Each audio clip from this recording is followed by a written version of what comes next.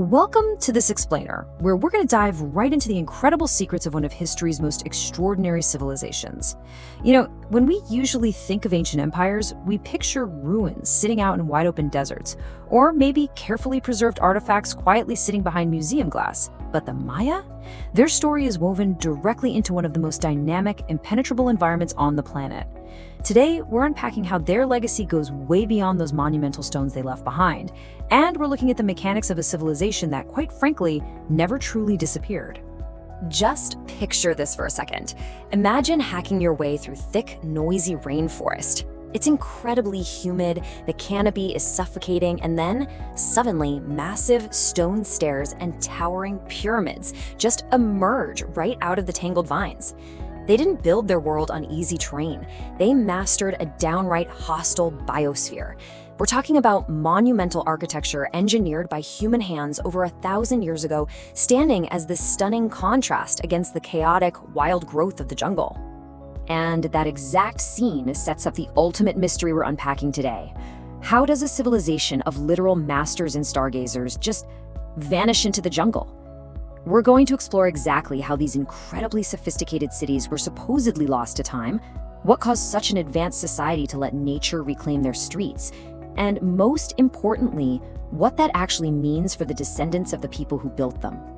To really put the magnitude of what was left behind into perspective, let's look at the city of Tikal. We aren't talking about some modest, sprawling little settlement here. This was a bustling, highly dense metropolis that, at its peak, supported over 100,000 residents. They engineered enormous pyramids, reaching over 70 meters high. That's roughly the size of a 20-story building. From those incredible summits, priests tracked the stars with extreme precision, while rulers managed vast, complex urban economies unfolding in the plazas down below. Now, there's this massive misconception I want to clear up right away. It's so easy to assume the Maya were this single, unified empire ruled by one central king, kind of like ancient Rome. But reality, it was way more complex. Between roughly 250 and 900 AD, they were actually a vast network of fiercely competing, trading, and often warring city-states. Each city had its own rulers and temples, but they were all tied together by a deeply shared culture and identity. And all that fierce competition between the cities, it actually acted like a pressure cooker for immense scientific progress. Without using a single optical telescope, they tracked the movements of Venus, the sun, and the moon with astonishing accuracy. They developed these insanely accurate calendars that dictated everything in their daily lives. And beyond astronomy, they recorded their royal histories in stone using a brilliant written language made up of thousands of unique carved glyphs. But honestly, my absolute favorite part is their math. Perhaps nothing illustrates their abstract genius quite like the mathematical concept of zero. It sounds totally basic to us today, but incredibly few ancient civilizations independently grasped the idea of nothingness as a real quantifiable mathematical value. The Maya developed highly sophisticated math around it, and this was a total game changer. It allowed them to calculate huge, sweeping spans of time and build those monuments with exact, unforgiving precision. Now, for the ancient Maya, science definitely wasn't divorced from spirituality. To them, they were the exact same thing. They viewed the universe as three distinct realms: the heavens up above, the earthly world we live in, and the underworld below. And importantly, these weren't just isolated dimensions. They believed they were deeply physically connected by a central world tree. Nature itself was literally alive with a profound sacred energy that constantly needed to be maintained. Which brings us to Xibaba, the sacred underworld. And these weren't just mythological concepts they philosophized about. They were physical realities to them, accessed through sprawling, torchlit cave systems. Priests would conduct these elaborate, high-stakes rituals deep in the dark, treating the caves as literal portals to Xibaba. By offering incense and precious objects, it was a constant, active effort to keep the harmony going between humanity and the cosmos. Okay, so with a society that's this advanced, this astronomically aligned, and spiritually rich, we have to ask the big question. Why did these bustling city-states eventually fall silent? What could possibly cause a massive population with all that scientific and agricultural mastery to just walk away and let tree roots split their ancient stones? It's the pivotal mystery that's driven archaeological research for over a century.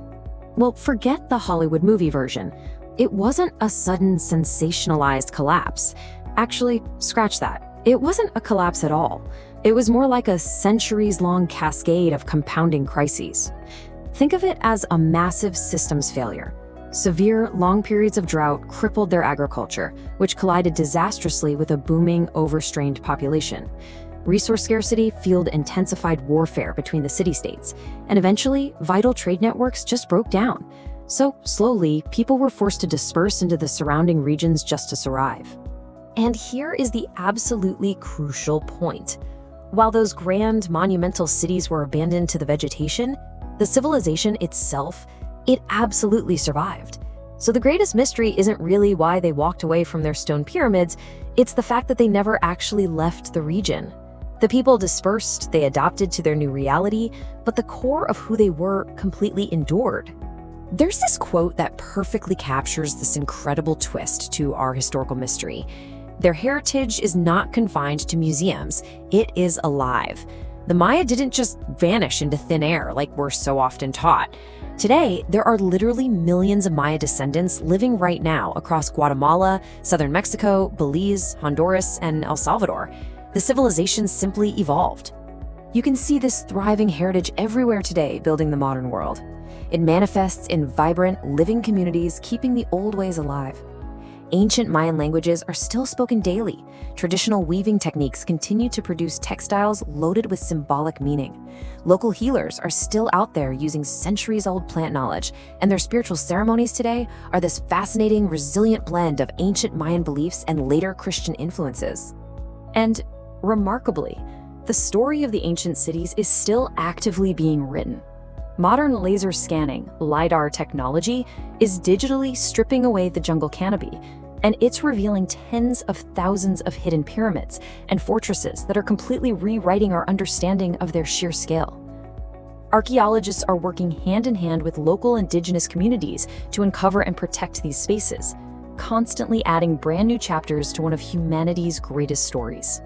So, I'll leave you with this provocative thought to wrap up our explainer. We often measure greatness by military conquest or static, unchanging empires. But if greatness is actually about endurance and adaptability, knowing they never truly vanished and seeing their living legacy thriving today, perhaps that makes the Maya the most successful civilization of all. Thank you so much for joining me, and remember to keep seeking out the history that still lives all around us.